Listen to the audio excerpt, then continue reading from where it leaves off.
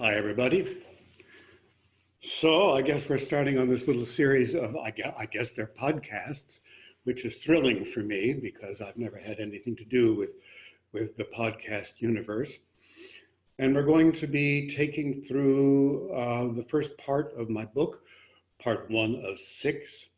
It's the shortest part and in some ways the least characteristic, but it gives a foretaste of everything that comes up in the course of the book and incorporates themes, thoughts that occur to one, or at least occurred to me, if you start thinking about what constitutes our art form and what's been happening to that in recent decades.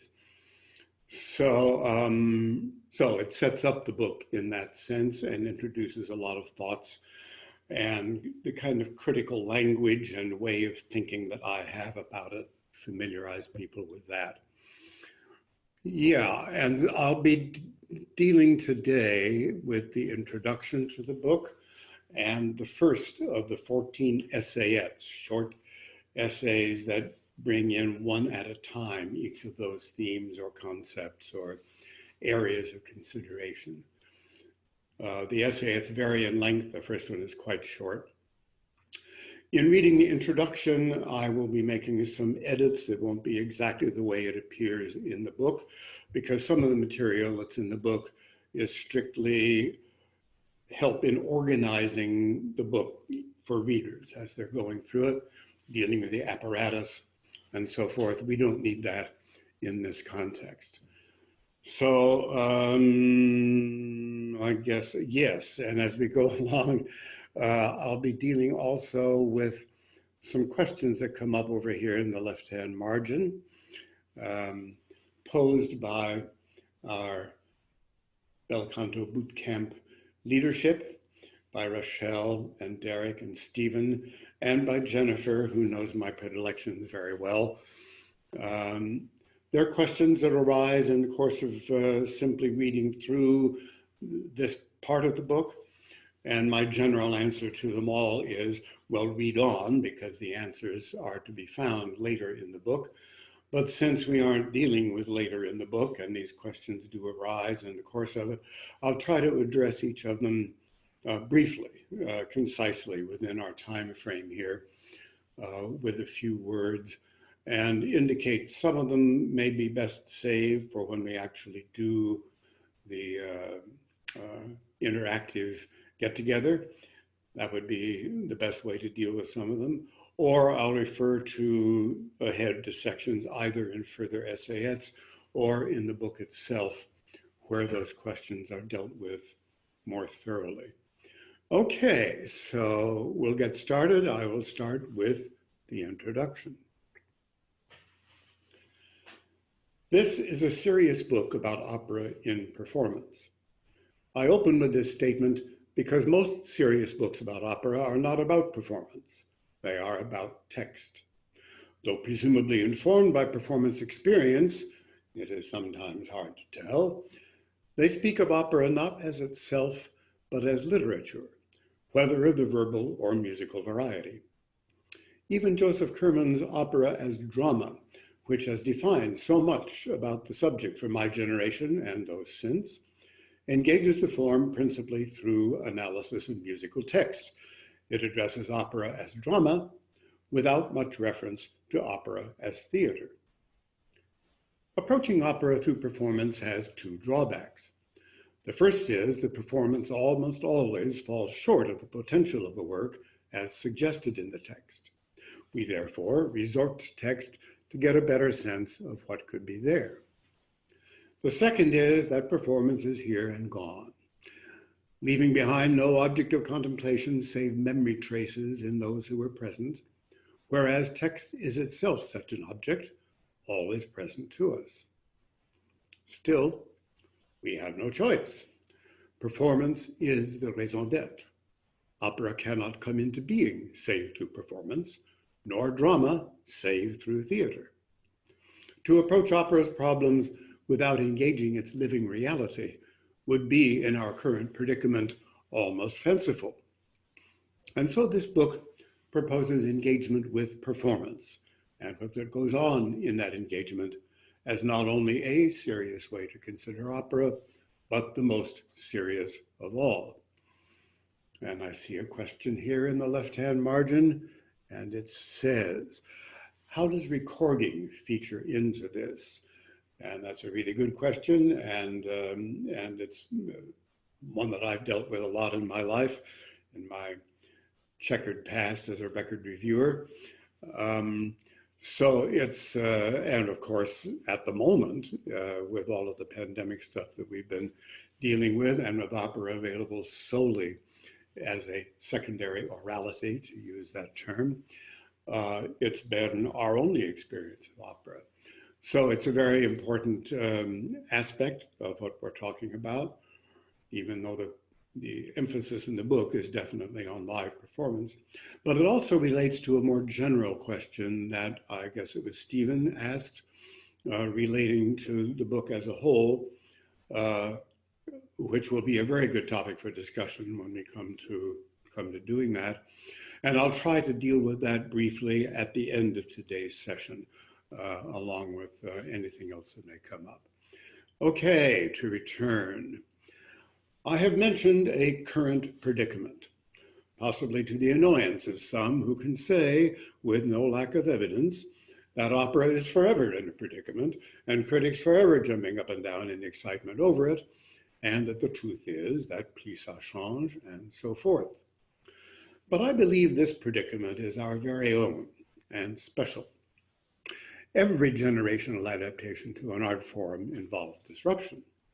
But the ones that have occurred in opera over the past half century have amounted to a repudiation unlike previous ones. And I guess we could extend that half century, this having been written now several years ago. While much of the pressure opera is under as institution and consumer good is quite recent and clearly related to demographic and economic developments, it has been at a loss artistically for a long time. For over a century now, approximately since the eve of World War I, to which, as we shall see, our directors and designers return us with tiresome frequency, the form has failed to renew itself. Whatever their achievements in other artistic and intellectual spheres, the broad cultural movements we term modern, operatically expressed most powerfully through musical language, and postmodern, expressed primarily in visual production codes, have proved ill-adapted to opera. Moreover, the situation has progressively deteriorated. While the first half of the period in question produced at least a few works that are well regarded and have rather painfully won a place, the second half has yielded almost nothing. Meanwhile, the presentation of the canonical repertory has lost much of its potency and authenticity. Groping for a way out of the creative cul-de-sac, we have blundered into an interpretive one. This is not due to any lack of talent, skill, intelligence, or even high-mindedness. All these have been and are abundant. But they now often lend themselves to practices that are not merely subversive of previous styles or schools, but inimical to opera itself. And since in this book, opera will be taken as a given good, its 4+ centuries of beauties and truths being deemed ample evidence of its goodness, it is those practices that must now be examined by opera's flickering light. If, as I have proposed, opera finds itself in a unique and potentially mortal predicament, criticism's most urgent purpose must be to present that predicament in the sharpest possible profile and to analyze its causes. If one cannot define a problem or even concede its existence, one has little hope of solving it. In pursuit of such definition, several assertions will be advanced here. One is that to see a way forward, we need to deal more honestly and respectfully with our past, that we cannot continue to live off it while dishonoring it. Another is that the beauties and truths alluded to above are revealed primarily through performance. That is, the sung and played actions of onstage characters in their musicalized world, and only secondarily through production, that is, sets, costumes, staging. That we have lost sight of this, that pernicious and arrogant styles of production, justified by auteuristic and conceptualist presumption, have been especially destructive, and that a grievous erosion in the vocal techniques and interpretive freedoms needed to fulfill the requirements of the greatest masterworks of the past has at the same time effectively neutered the capacity of performers to counter these developments.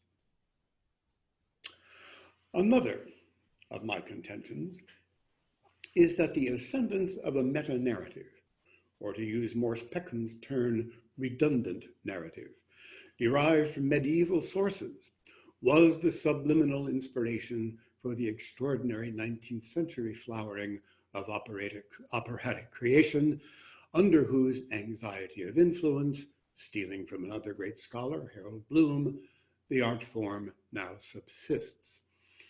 And I have a question there about that, which I think relates simply to these two authors.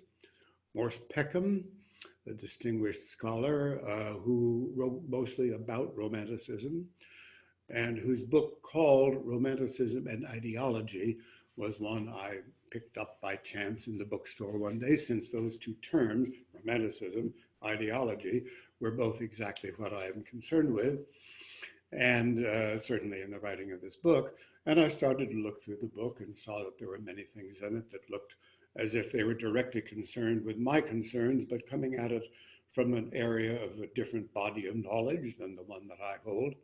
So I picked up the book and read it. It's very interesting for any of you who would like to go into that, and he does write about opera some. And he had this term, redundant narrative, which I sometimes alternate with meta-narrative, referring to a story that simply gets told over and over and over again, and so obviously must be of terrific social, political, civilizational importance to the time and place in which it occurs. And I thought that was very applicable to this central story that I discern as being generative of that 19th century flowering. So I took over that term, redundant narrative. And in opera, it's interesting because such is the genius of our composers and librettists that it doesn't appear to be narrative unless one really backs away from it after quite a long time of familiarity and takes a look at, well, what is this being told here? And what is this statement? And then we realize, my gosh, it's basically the same one over and over and over again. And yet, in the hands of these great artists, it doesn't strike us as being redundant or superfluous or, oh, not that again. So Morse Peckham, that's who he is. Harold Bloom, an even more famous scholar, one of the really great presences in literary scholarship of the last 50 years or so, author of many books, present for a long time as a teacher at Yale, which, as you may know, for many years was the hotbed of postmodern literary theory, deconstructionism, other forms of postmodern thinking about art, to which he came to be bitterly opposed and took a stand against. He's a great scholar of Shakespeare, first of all, but then Milton and other great poets and writers of our English language tradition. And one of his books is called The Anxiety of Influence, in which he proposes, and I'm not doing him any kind of justice here, that certain great poets or writers or artists of any other kind, and Shakespeare is obviously a number one example, are so, their body of work stands as such an intimidating monument once it's completed, that writers, artists following in the path of that have no choice but to try to respond to it, either imitatively or in contrast, rebelling against it, doing what he calls either strong or weak misreadings of that artist's work, incorporated in their own. It's a very complex argument, and of course, it's not one that everybody buys into. He's a controversial writer. But I think it has some validity, and in opera, when we think of the influence left at the end of the 19th century by Wagner, perhaps most of all, but you've got Verdi sitting there too. I think it's a relevant concept, and I refer to Bloom in the book sometimes for his responses to the arguments of the postmodern theorists, to whom there is a considerable section, I'm sorry to say, devoted. It had to be done. Okay, going on. Contentions like these cannot be left as generalizations. They must be argued through the realities, the seemingly small specifics of performance experience. And since the only such experience about which one can be confident is one's own, there is naturally a personal tone throughout most of this book. 50 some years ago, again revising from the 40 that I have written here, 50 some years ago, after a dozen years of intensive performance and record reviewing, I decided to sharply curtail those activities. I had several reasons for doing so, but the main artistic one was that I had come to perceive the performance problems I was seeing and hearing more as systemic than as particular to given occasions and artists. To write about them regularly was to risk turning into a repetitive scold, a severely compromised temporizer, or an outright collaborationist of the educative, appreciative, or promotional sort.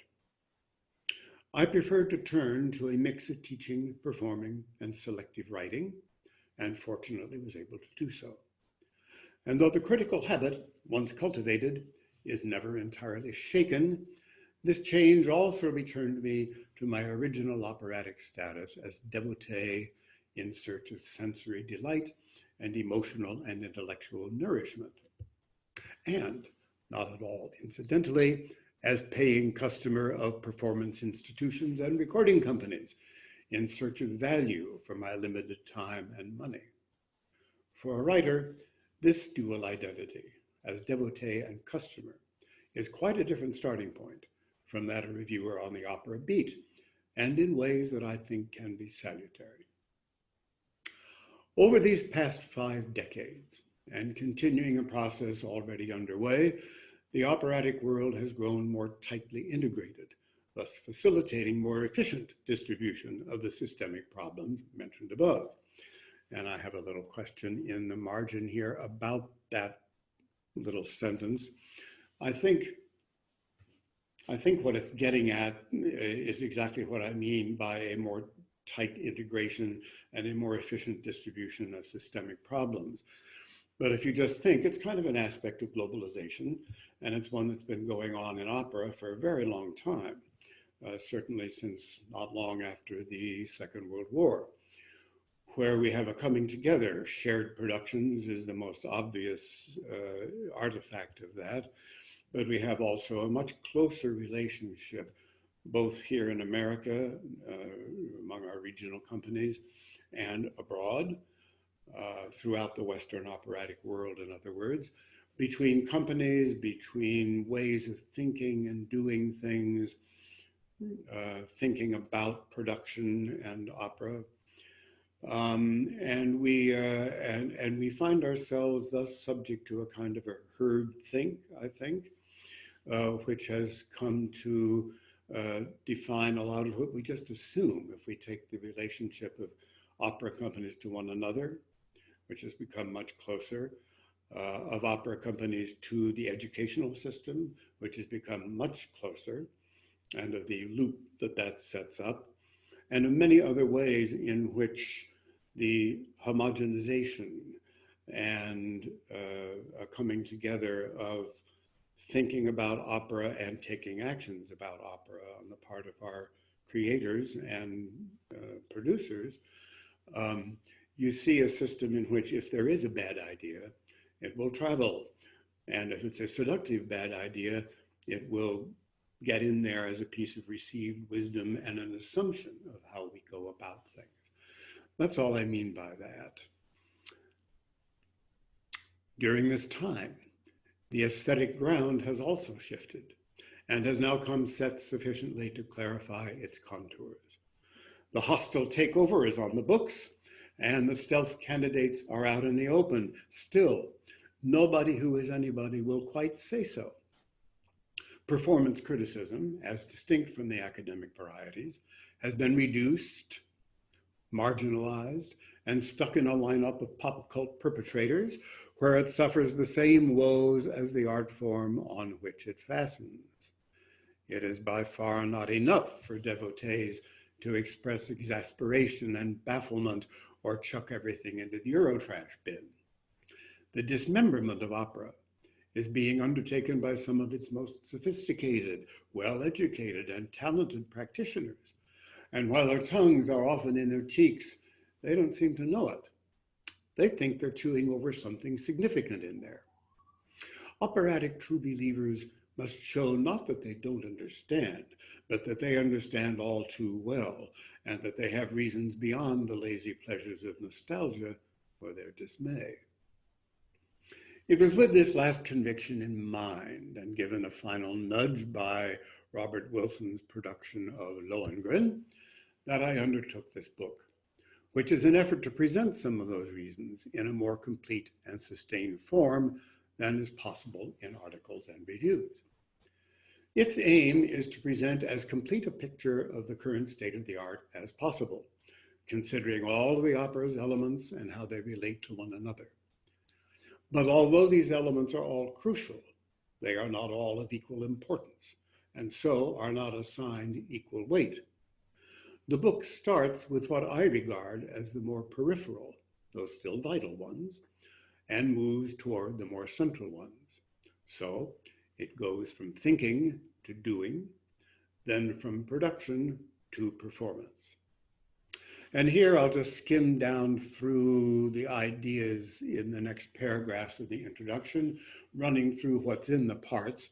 Number one is the part we're dealing with right now, which I've already more or less explained. Part two is concerned with production, beginning with that Robert Wilson Lohengrin, and deals with everything about our current habits of designing, producing, directing opera. In part three, I take a little step aside and consider the intellectual field on which these transformative changes occur. And that's where we go into the background of modern literary theory, postmodern philosophy, and I devote a long section to that, plus what I call a backstory. They're one of several at the back of the book, which would normally be called an appendix, but I call them backstories, in which we go through the ideas, the development of those ideas, many of them laid out by very brilliant people and their ideas to be pondered, not dismissed, but they undergird most of what has been going on in opera for the last several decades. Part four concerns performance. It's by far the longest of the chapters. It deals with conducting and orchestral playing, and my particular areas of expertise, singing and acting, and in relation to those, of course, directing. Part five is a long essay on Chernyakov's production of Borodin's Prince Igor. It is the only real review in the book. There are many things that look like reviews, but they really consider only this element or that element or a few in combination, whereas the Prince Igor section does take in everything in the production and performance and its background, and it's an ideal representation, perhaps, of the conceptual way of thinking about opera, which I have big problems with. Part six Mostly dreams. It contains what I call the dream on company, my idea of what sort of company might have to be brought together to most effectively address the problems that I raise in the book. That also includes the matter of money.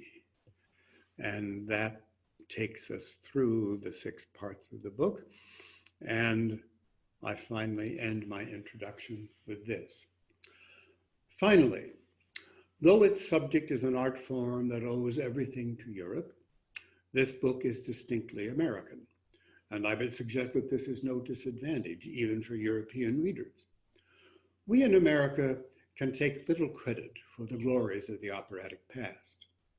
On the other hand, we bear lightly its yoke, the fraught legacy that European artists, unable to replace or entirely disown, instead remain eager to transform beyond recognition. So perhaps, despite our own ill-arranged cultural, political, and economic priorities, the operatic future belongs here as much as anywhere else. So ends the introduction, and it leads us pretty directly into the very brief essayette number 1, whose title is Opera's Essence. As fully developed, opera is civilization's most elaborate performance mode. It embraces all creative and interpretive disciplines. Its only indispensable components, however, are song and theatrical action. It needs only those to be itself and to distinguish it from other art forms. It is theater through song, action through song, song as action. It comes into being with one or more persons singing a theatrical action. This is only its essence, of course, but it helps us to see where our focus should be. This sung action is a unity, the single integrated act of the whole person, not an attempted assembly of separate acts.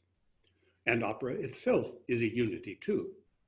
We have a habit of defining it as a synthesis of music and theater, as if music and theater were pre-existing entities from which opera had been cobbled together. There is no more justification for this assumption, logically or historically, than for declaring opera the pre-existing entity from which music and theater have had the misfortune to come unattached, and so should be categorized as opera with one or more crucial components missing. And it's odd. When we think of opera in this synthetic fashion, we define it one way but act in another. Whether we look in everyday dictionaries, in guides for beginners, or in more specialized sources, we find some version of the same definition. A play having most or all of its text set to music. That's Webster's second edition. A play set to music. That's Edward J. Dent in his very good book, Opera, 1940. Or simply and conveniently a sung play. That's from the International Encyclopedia of Music and Musicians, 1964. The New Grove Encyclopedia of Opera, 1992, says at one point, by definition, a staged sung drama, and at another, a drama in which the actors and actresses sing throughout. However these definitions go on to elaborate, they start from one point only, a play, a drama. We would not find play or drama defined as an opera in which the actors speak their roles, and we do not find characterizations of opera as a form of music in which is a very hard phrase to complete.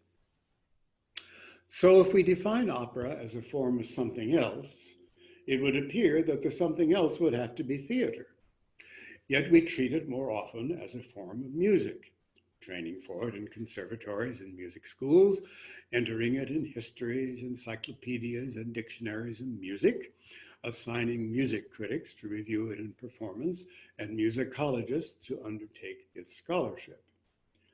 The rationale for this is that, as Joseph Kerman put it, music carries, quote, the final responsibility for the success of the drama, unquote. Or, as Michael F. Robinson said of Gluck's Alceste in his opera Before Mozart, 1966, it, quote, is good because its music is so, unquote.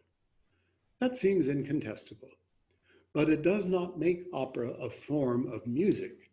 Rather, opera has given birth to musical forms unique to it, and the most important of those have to do with the expression of drama through song. We should think of opera as a form unto itself, unified, distinct, and pure. Opera as opera. To speak of some theatrical action is to imply performance, and that presumes the presence of at least one person other than the singer-actor, namely, a listener-watcher. This second presence makes the performance sung action public and moves it beyond the realm of mere self-expression. The relationship of singer-actor to listener-watcher makes of the latter both communicant and critic, in short, an audience, and raises all the questions of belief and skepticism, engagement and distance, and many others that are common to artistic discourse. And that will lead us directly into our second essayette, which is called Belief, and which we will take up next time. Thanks, everyone. I'll see you then.